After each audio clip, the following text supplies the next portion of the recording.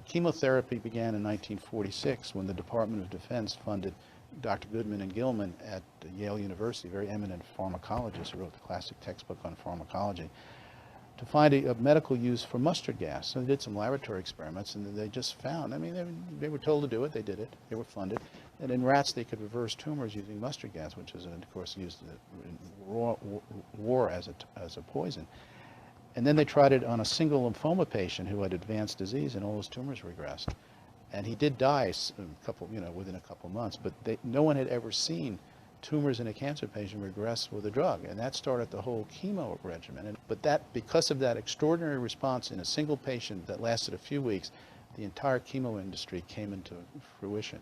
Drug companies loved it because you could patent these things. In natural treatments, you can't patent. So cancer just there was a fork in the road. It could have gone toward natural treatments. It could have gone toward synthetic, and they chose to go with the synthetic drugs based on one patient. Now, interestingly enough, right about that time, around 1946, Dr. Gerson, who had his own nutritional protocol long before Kelly, had presented cases to Congress of cured cancer patients with a nutritional therapy. And there are actually hearings on Gerson's work, and I have the reports from those.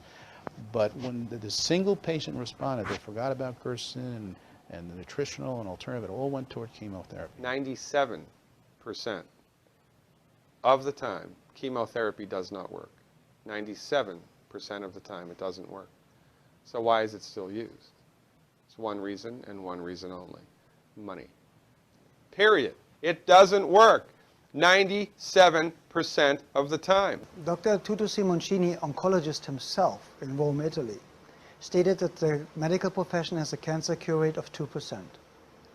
In my experience and a lot of colleagues, 27% of all people that have cancer and do nothing get cured.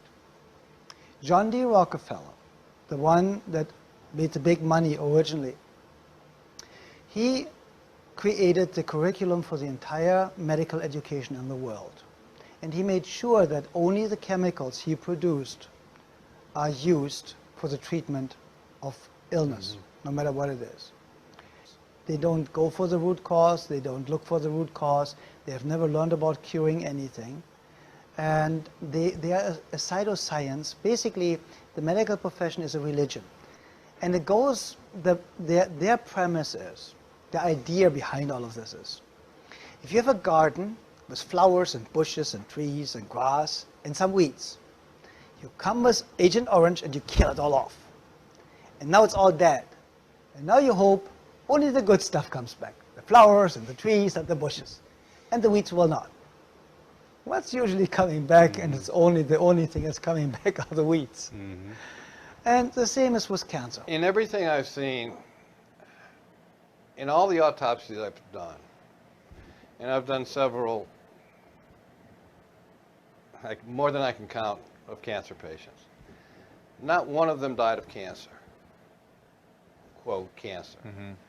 They died of liver failure. They died of cardiac failure, renal failure, all due to chemotherapy.